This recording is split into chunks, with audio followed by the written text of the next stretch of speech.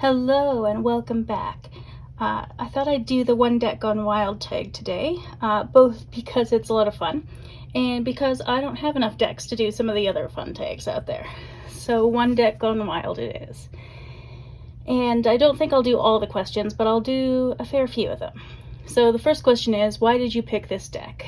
And the reason is because I'm fascinated by it, but also kind of mystified by it. This is the Tarot Avatara by Gabby Angus West. And I'm just learning the Thoth, so I'm not very knowledgeable about that. So there's a lot that I miss in this deck. But there's so much going on in any given card that I can easily just look at it for quite some time. It's so beautiful and very colorful and vibrant. And it's starting to look like summer outside. So I went with a sort of warmer, very enthusiastic sort of deck for this one.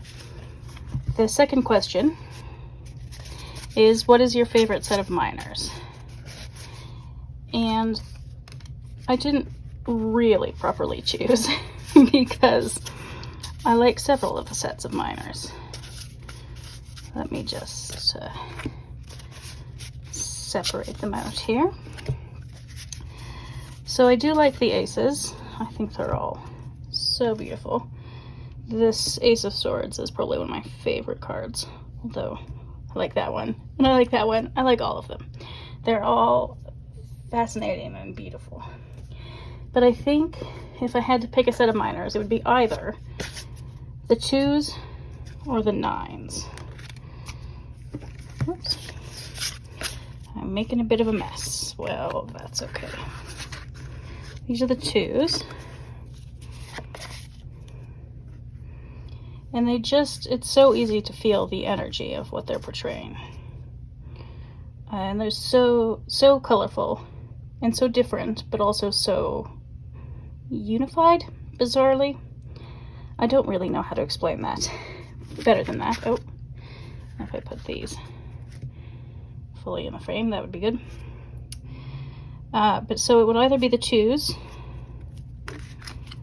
love the colors in that one, or the 9s, which are, this is the 9 of Swords, which is fascinating, with the blood through the veins of the leaves. Yep, I could just stare at that one for a while. And the 9 of Wands with all of her paintings around her.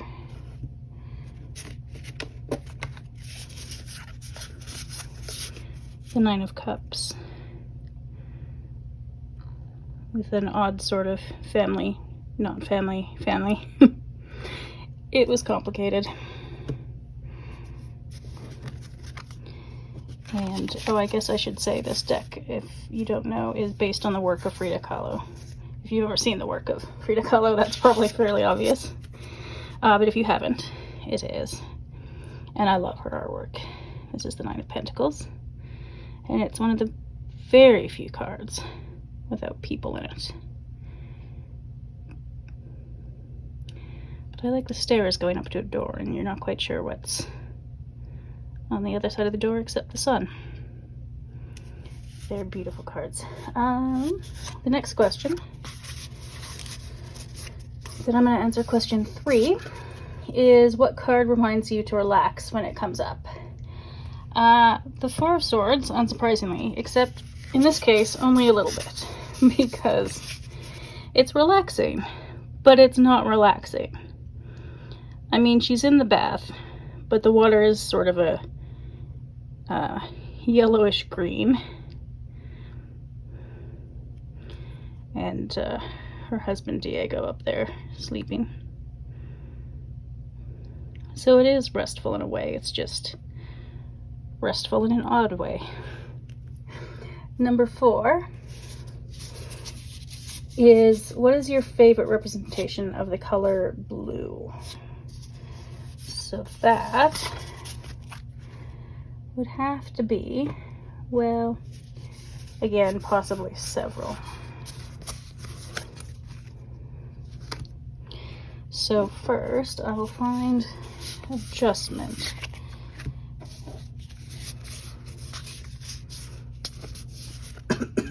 Excuse me, it's allergy season around here, so.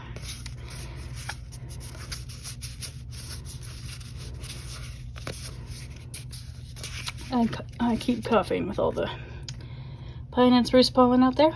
This is adjustment.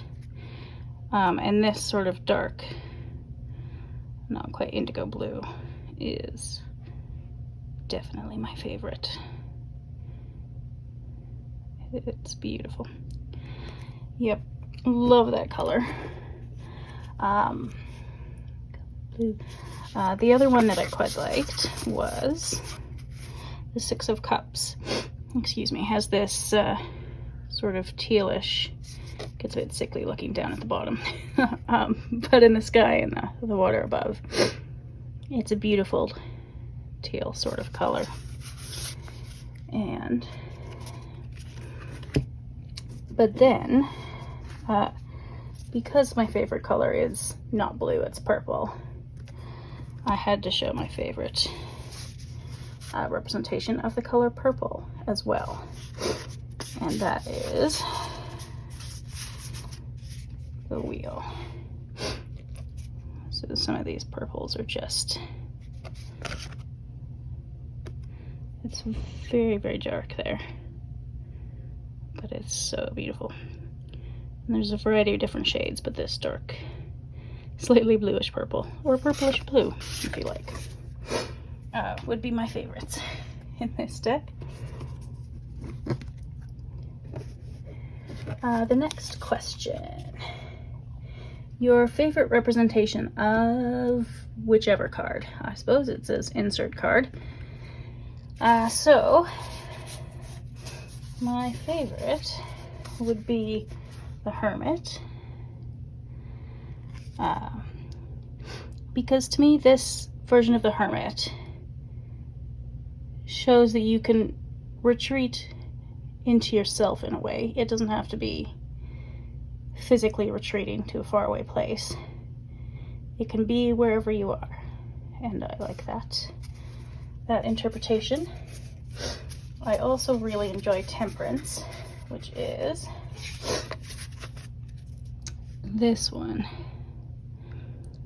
And I particularly like this take on Temperance because it's got both the fire and the water. And in some versions I've seen, they're beautiful, but they're very cool and very watery, which is fine.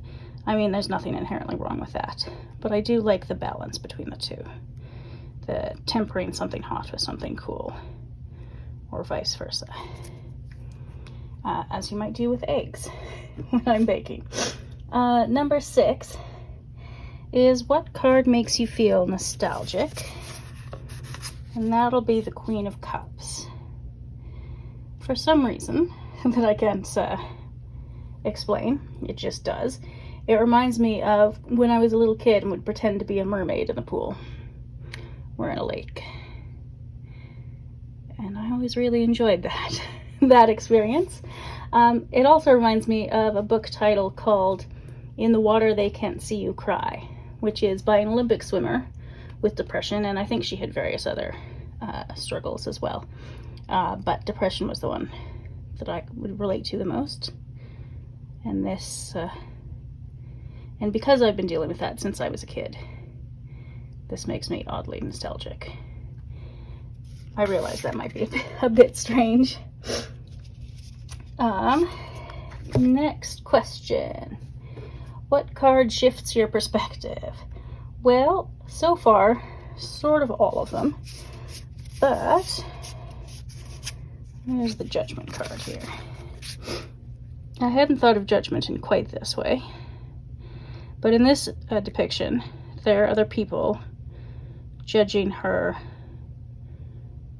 seeming to judge her body, her work, her worth. And I haven't decided what to make of this card yet, but it's interesting. Next question, number 8, is the favorite animal that's represented. And that would definitely be the bird in this Ace of Swords, which does appear in other swords as well. You can see the little bird with the lightning bolts and the birds again. So they feature not in every card, but in quite a few of them. And it's, I don't know, it's beautiful. It's not necessarily friendly, but it's lovely. And then because I'm more of a plant than an animal person, where's the 10 of Cups? My favorite flowers are on this card. Well, flowers in this deck, I should say. But she has the 2 on the other side of her head. And then she has what I think is a lotus. I assume it to be a lotus in the middle of her forehead. And I find that a very interesting representation because, of course, her idea for family, well, everybody's ideas of our family come partially out of our own head. And it is the 10 of Cups. But it also brings in a slight element of the mind and how we view that connection that I feel is present in the 3 of Swords. Or the 3 of Swords. Between the emotions and the mind is here again in the 10 of Cups. Next, number 9. What court card reminds you the most of heartbreak? I'm not sure there was any that reminded me very strongly of heartbreak, but the one that made me think of heartbreak the most is the Knight of Cups.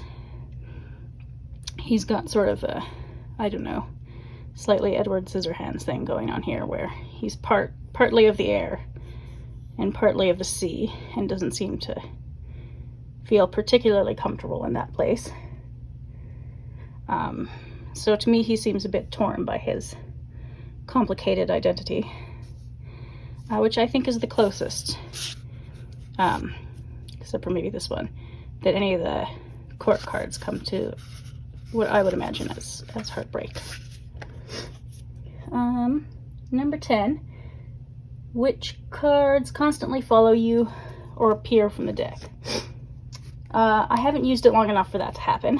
So far, it's mostly been a study deck as I've been learning the Thoth and also reading about Frida Kahlo.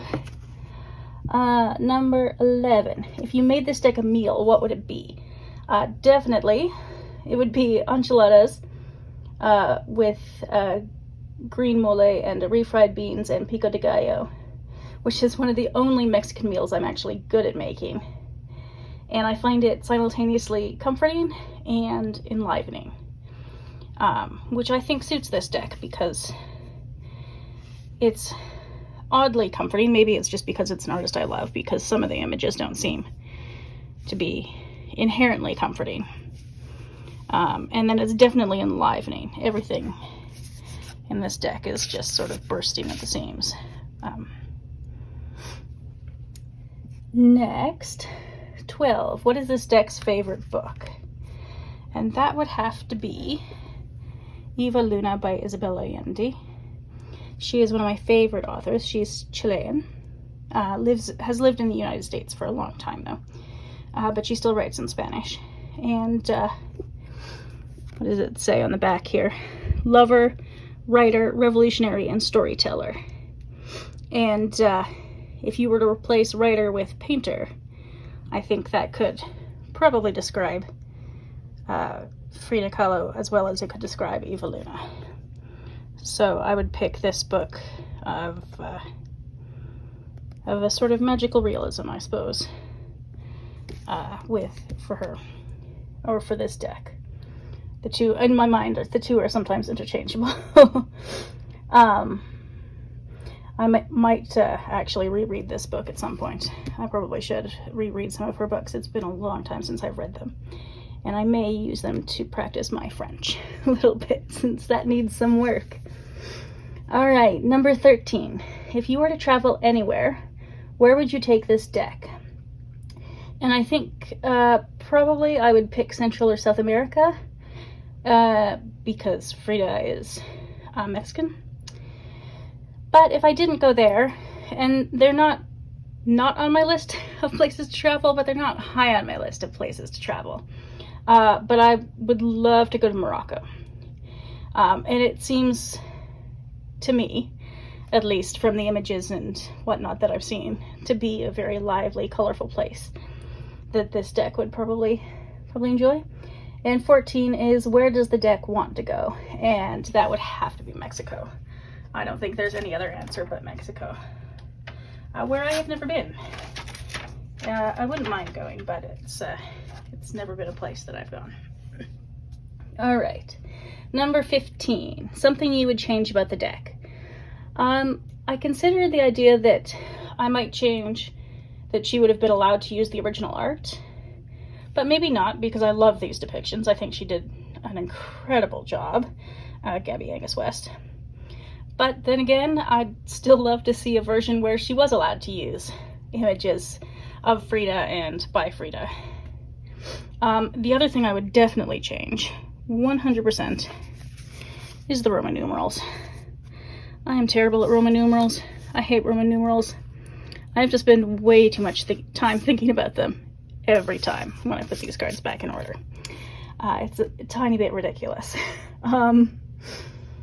Number 16, which card would you hang in blank room of the house? The only one I could come up with, because they're all just so dramatic. I don't know. I know Frida's paintings were very small, and so maybe that would make it more manageable to hang in one of the rooms of my house. I'd considered this Ace of Swords, because I do think that's beautiful, but if I was... Did I put these in the right order? No. Of course not. There we go. The adjustment card, I think. It's probably the least chaotic, and my apartment is already quite chaotic enough. And I also have a print of the painter Emily Carr in my living room, and I love it. It's beautiful. And it's a similar, not the same, but a similar sort of color palette, so I think they could probably learn to stand each other. Number 17, something that sets this deck apart. I'm not sure, but, well, aside from being Thoth-based, which is rarer than being RWS-based, it's inspired by one specific artist and seems like a sort of tribute to her. I know it's not the only deck out there like that, but it's the only one that I have. It's also the most amazing tactile experience of any deck I have. It's just, the cardstock feels, I don't know if you can see the texture there. It feels amazing. It shuffles beautifully. And I've heard people complain about gilding before. I've never gotten a mass market deck with cheap gilding, so I'm not sure if I would like that. It doesn't sound like it. But this gilding, it's getting a tiny bit worn, but I'm okay with that. Oh, there, that works. It is so silky smooth and soft. It's stunningly beautiful. I love it. And then I'm going to skip a couple questions and go to number 21. What is the deck's biggest fears? And I would have to say pastels. Pastel colors would be this deck's biggest fear.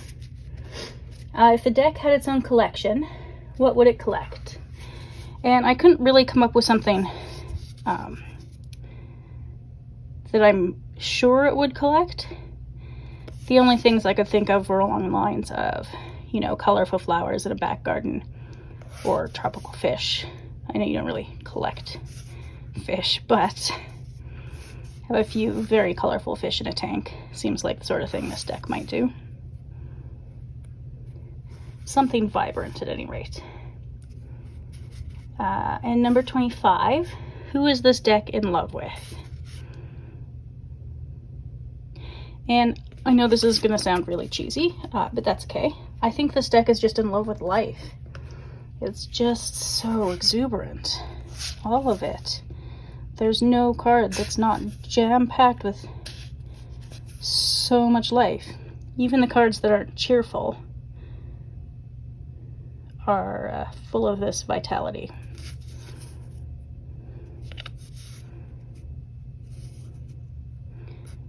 This, if it wasn't the court card question, this would have been my pick for what card makes me think of heartbreak. This Seven of Pentacles and her mourning something that can't be. Number 26. How old does this deck believe that it is?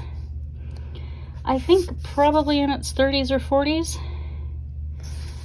It's not a super young deck, but it's not super old either. But I think it's lived a little. Frida died at 47, I believe, and I think it's somewhere in that ballpark. I would have loved to see what Frida Kahlo's artwork as an old lady would look like. That would have been amazing. And some of her self-portraits of her in old age. That would have been just astonishing, I'm sure, to watch. Number 28. What is the gender of the deck? Or does the deck identify as a gender? I think either it would identify as female, or it wouldn't particularly care about gender labels one way or another. There definitely are Frida and Diego as man and woman, but I also don't think in her history that she was unequivocally attached to the label of woman either. So it feels like it is either female or a bit ambivalent about those sorts of labels. Number 29. Most and least favorite cards and why? Most, well, Ace of Swords or the Ace of Pentacles. These are probably my two of my favorite cards. I don't really know that I have well thought out reasons for them. I just find them fascinating to look at, and I've never seen the Ace of Pentacles portrayed in this way before. I mean, it may have similar meanings to other portrayals, but this portrayal I've never seen. So I find that quite interesting. Here's my swords pile. And then, this isn't one of the questions, but these, well, a couple of these, Eight of Swords is probably my least favorite card. I mean, it works, I get it. But I'm not sure. It's just so strange. It's so strange to look at. But then I guess so is that one, the Seven of Swords. None of the cards are exactly what you could call normal, I suppose, but yeah, if I had a least favorite, it would probably be that one. Although I still like it. So it's not like I dislike it. Number 31. Which card in the deck do you feel most represents you right now? Aside from Temperance, which I showed earlier, to do with energy balance, because I'm really figuring that out with between being autistic and having long COVID. Energy balance is a really fun part of my life right now. It's just a thing that I have to figure out, and I'm working on it, but I'm not sure I've quite got there yet. And then the wheel here. And I suppose to a certain extent that Eight of Swords. Because I'm sort of in a place where I feel like I'm still figuring out life, even though I'm approaching middle age now. And I'm coming to terms with a seasonal balance, which the wheel sort of works for. The other card in the cups pile is the Eight of Cups. And this is definitely more thothy than Rider-Waite-Smith. But I am at a point in my life where I'm moving on from certain things, which is good, but it's a very strange position to be in. It's a bit awkward, and I'm not quite sure what to make of it some days. So in that way, that Eight of Cups represents at least part of my life right now. Number 34. Which card in the deck makes you feel calm, seen, emotional, whichever adjective you want, I suppose. Or adverb. I'm not very good at parts of sentences. You'd think I would be. I'm not. Pentacles. Emotional is this Seven of Pentacles.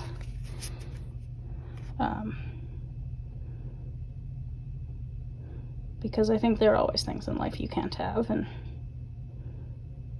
some of them are more emotional than others. So there's that.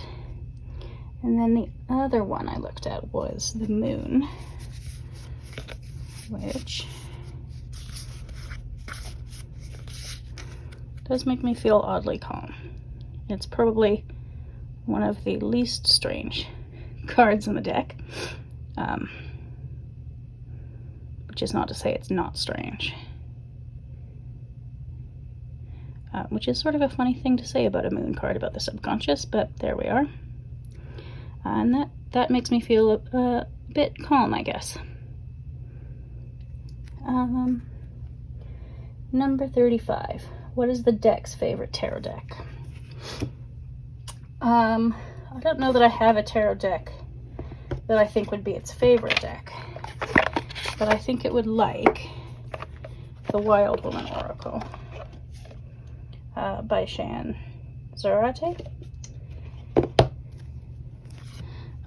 Despite the fact it's not very colorful, I think she would appreciate the wildness to it.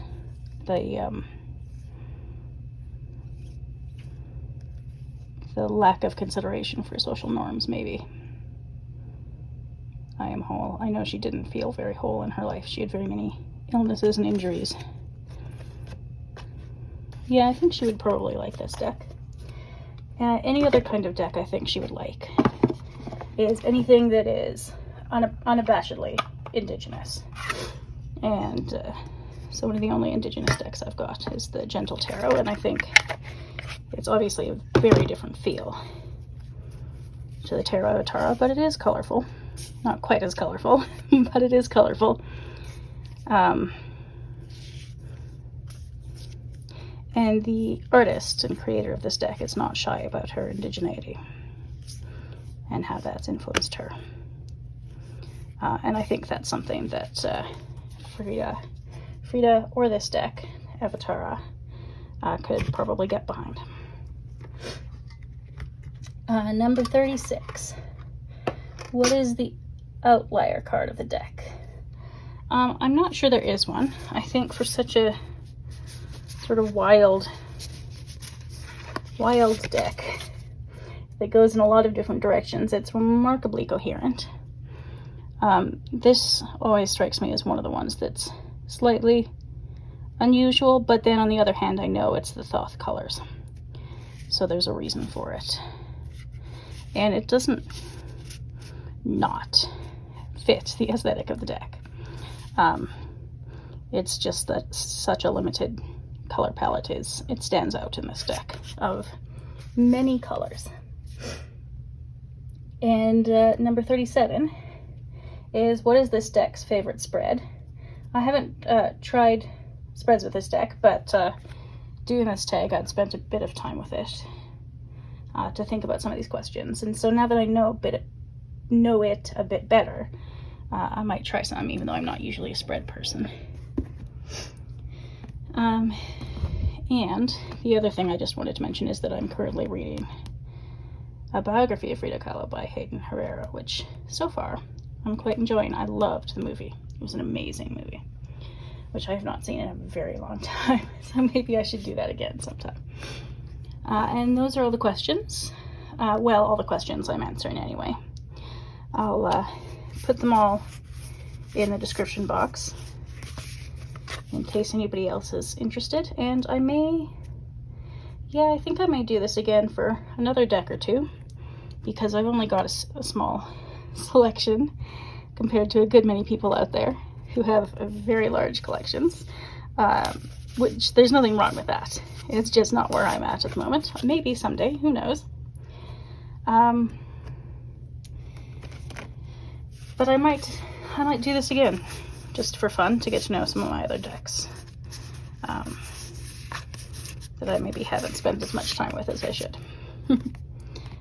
Anyway, if you've made it this far, thank you for watching, and with any luck, I'll see you next time.